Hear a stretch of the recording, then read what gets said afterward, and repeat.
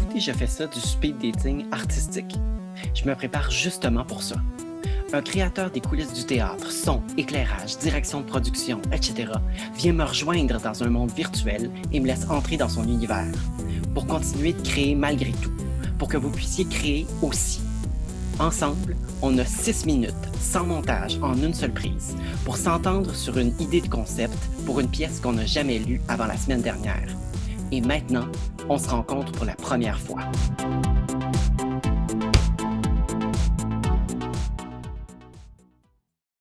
Daniel Lévesque, scénographe, c'est vraiment un honneur de pouvoir discuter avec toi de décors, d'idées, de concepts. Merci d'avoir accepté mon invitation.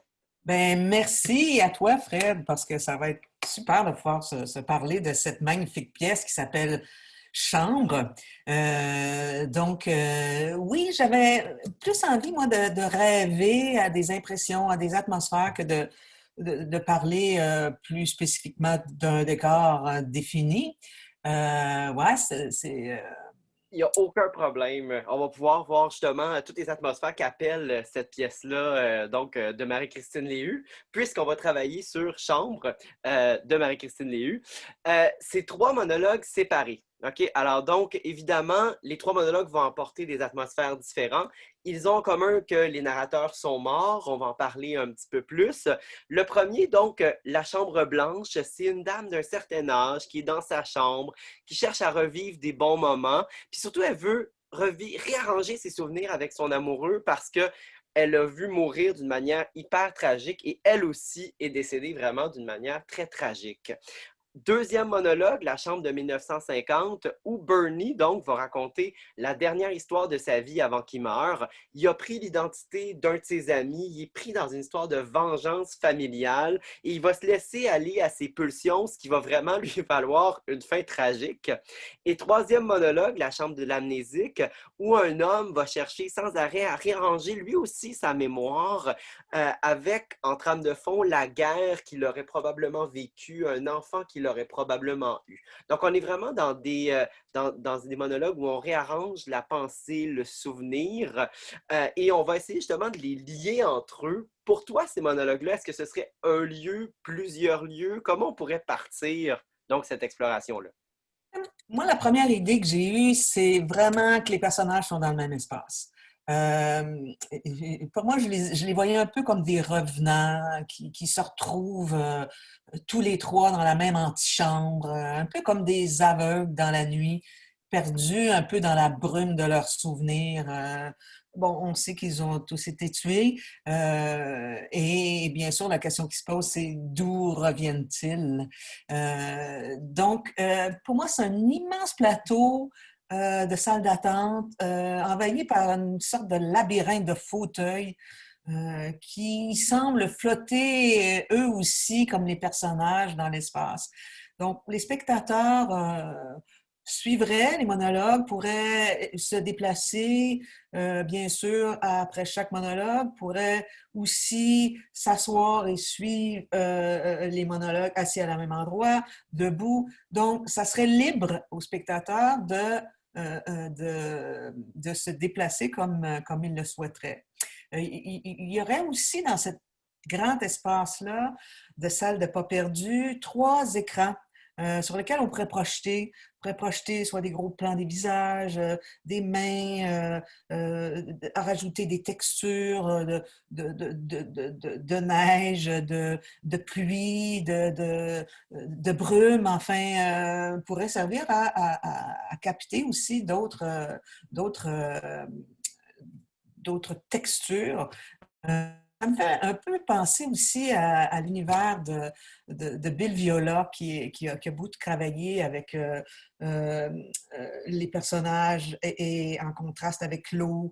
Donc, il y avait cette espèce d'idée poétique à la Bill Viola qui me venait un peu en tête. Et les personnages dans ces grands espaces-là seraient comme en triangle. Donc,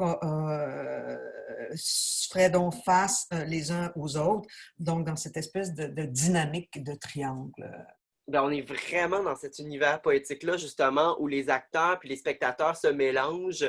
Puis on est vraiment dans un univers, on ouvre la porte de Saint-Pierre, là, un peu dark, on se promène, puis le spectateur est super actif à l'intérieur de ça aussi. Il va à la rencontre des personnages qui racontent l'histoire, ils vont chercher leurs confidences, ils vont vraiment se promener à l'intérieur de ça. J'ai vraiment beaucoup l'idée que le spectateur soit actif et soit pris entre deux choses, entre ces immenses écrans, cette brume, donc qui donne une idée de l'immensité du lieu, puis ces personnes qui racontent leur histoire, justement, qui sont un peu plus petits. Fait que vraiment, dans cette idée de on est pris en deux réalités, là, le petit personnage de sa confidence, puis la grande immensité de la scène et du lieu dans lequel on se retrouve, les pas perdus, pour voir justement ces trois monologues-là. Je serais curieux à l'intérieur de la pièce parce que ces trois monologues-là sont tous liés ensemble, on les a liés par le lieu. Je serais curieux de voir pour chacun des ambiances, donc pour la chambre blanche, la chambre de 1950 et la chambre de l'amnésique, qu'est-ce que tu verrais pour l'ambiance? Commençons peut-être par la chambre blanche. Oui, la première chambre, ben, c'est comme le mouvement des souvenirs d'Emma qu'on voit défiler comme à travers une fenêtre d'un train dans une ambiance enfumée. Euh, et peut-être aussi devant un miroir, face à un miroir, ou devant sa fenêtre. On parle beaucoup de la notion de la fenêtre dans ce monologue-là, ou assise dans le train à regarder le temps passer en accéléré. Euh, le temps s'imprime sur elle comme le train va le faire plus tard à la fin du monologue. De manière super tragique, là, effectivement. Ah, comme image, j'ai choisi des images où le personnage était au centre de l'espace. Donc, on voit notre personnage d'Emma ici à l'intérieur. On peut se dire que c'est une image où elle est à l'intérieur d'un train. Donc, elle est face à une fenêtre. Il y a d'autres fenêtres aussi à côté. On a l'impression de ce mouvement-là quand même. On perçoit aussi quelque chose de tragique dans cette femme-là par la façon qu'elle a de se pencher, les mains devant le visage. Il y a aussi l'espèce de douceur de cette petite neige qu'on a l'impression qui vient euh, alimenter les beaux souvenirs du passé. Puis aussi, dans cette espèce de mouvement de brume-là, euh, comme si elle passait devant nous avec sa peine, sa tristesse. La paix, hein, du personnage en premier plan avec justement cette neige blanche, tout à fait, ce souvenir-là dans lequel on revient, qu'on veut essayer de reconstruire, puis toute sa tristesse. Puis moi, ce qui me fascine aussi, c'est les mains du personnage. Donc, ils sont vraiment dans plus vieillissantes. On sent il y a vraiment l'âge de ce personnage-là aussi qui est important, qui va lui apporter une certaine détresse, une certaine nécessité de revenir au souvenir aussi. Euh, pour le deuxième monologue, on se retrouve dans un univers complètement différent. Qu'est-ce que tu avais en tête pour ce monologue de la chambre de 1950? Ben là, on arrive dans quelque chose de très affirmé, de très assumé, de très contrasté pour moi. Donc, la deuxième chambre, ça se passe, c'est un drame familial va se passer qui se déroule dans une chambre de motel cheap, dans un univers de motel cheap. Donc, entre pulsion et impulsion, tout ça est à l'origine du drame. Il y a le sang, il y a l'eau qu'on entend couler, dans la salle de bain. Il y a aussi le rouge du désir.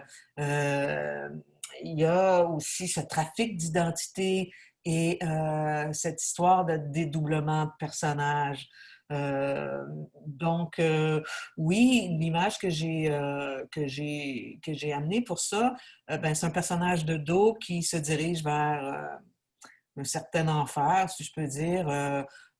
Donc, dans un anonymat complet, on sent l'eau hein, qui est là dans l'image, qui peut se confondre au sang aussi. Donc, c'est vraiment un univers très, très contrasté euh, qui ben, souligne l'horreur et la violence du geste posé dans cette nouvelle-là. Oui, tout à fait. Puis qui va chercher aussi cette idée de le personnage, on ne sait pas qui il est, en fait, qui nous raconte l'histoire avant le 2 tiers du monologue. Donc, on est vraiment dans cette idée de silhouette un peu plus ou moins définie, avec ce sang haut, justement, puis le personnage qui a comme l'idée de la direction vers l'enfer, vers cette chambre de bain où se produira donc le fatal. Je trouve ça vraiment intéressant de ne pas le voir parce qu'on est vraiment dans ce dédoublement d'identité, ce trouble identitaire-là. Donc, vraiment, ça va chercher cette idée-là. Pour le troisième monologue, on revient vers l'onirisme un peu plus. Oui, la troisième chambre, ben, là, on est dans un univers de fin du monde, de l'au-delà, de nulle part. Donc, on est là avec un personnage qui essaie de rassembler les morceaux de son identité par les cicatrices qui sont laissées, que la guerre a laissées sur son corps. Donc, les traces de la guerre, les mémoires de l'enfance. Donc, un personnage perdu dans ses souvenirs qui essaie de se raccrocher aux moindres détails physiques, puisque dans sa tête, tout a comme basculé. Donc, on voit cette image de personnage dans un lieu, paysage, je dirais même un paysage d'après-guerre ou de guerre. Donc, on le voit où respirer, où s'étouffer aussi en même temps par ce trop-plein d'informations qu'il n'arrive pas à, à, à mettre en place dans sa tête. Ouais, puis cette idée aussi il est complètement obstrué par la fumée, là, il est vraiment comme envahi complètement, comme s'il était vraiment étouffé, effectivement, puis qu'il pouvait plus respirer. Puis à l'intérieur de ces trois images-là, ce que je trouve intéressant, tu disais tantôt que tu les as mis au centre, à l'intérieur de la mise en scène aussi, ils prennent une importance capitale, évidemment, puis je trouve qu'il y a trois intentions de mise en scène déjà. Donc vraiment, il y a l'intention du premier personnage qui est beaucoup plus sur soi, donc vraiment en petitesse, l'intention du deuxième personnage qui s'en va vers l'enfer, vers la douche, puis l'intention du troisième personnage qui est très haut comme ça, puis qui essaie de peut-être essayer de chercher ses cicatrices sur lui-même pour chercher son identité. Fait que déjà, il y a une idée de mise en scène à l'intérieur de ça. Puis ce que je trouve intéressant, c'est que dans cet univers en triangle un peu brumeux, il y a aussi d'autres personnages que les trois autres monologuistes, donc qui sont peut-être leurs fantômes, le passé, donc qui viennent rejoindre les spectateurs. Donc les spectateurs sont pris à l'intérieur de ce souvenir-là aussi. Puis je trouve que ce qui viendrait bien contraster avec cet univers très onirique, c'est peut-être les costumes, le son un peu plus réaliste. Donc, dans l'univers, on irait quelque chose d'un peu plus brumeux, onirique. Puis à l'intérieur, donc, des costumes, on pourrait aller chercher un choc carrément très réaliste. Je ne sais pas ce que ça appelle chez toi. Absolument. Ben oui, pour terminer pour la dernière image, je voulais juste rajouter que l'image me fait beaucoup penser au film de Kieslowski. Kieslowski, oui, c'est ça, qui a beaucoup travaillé avec des filtres et qui a travaillé, ça se passait aussi beaucoup dans des fins de guerre, des fins d'après-guerre. Donc, tout ça pour ajouter. Mais oui, les couches de mémoire. Il y a plein de couches de mémoire à mettre en scène, à identifier entre l'horreur et le rêve, aussi entre la violence du geste meurtrier qui est en contraste avec la porosité du souvenir de l'au-delà. Donc, on voyage dans des zones de violence, de rêve, d'onirisme. Et oui, le costume réaliste serait vraiment approprié dans la mesure où ça serait comme une vérité à l'intérieur de cet onirisme-là, de voir le vrai visage, la vraie trace de sang, comme tu dis, le tatou, la petite robe simple. Donc, ça nous amènerait vers aussi d'amener à créer quelque chose de touchant, c'est les personnages, quelque chose de vivant, de réel. Il y a aussi, ce qu'il ne faut pas oublier dans une mise en espace, c'est aussi, moi, je réfléchis beaucoup à l'environnement sonore.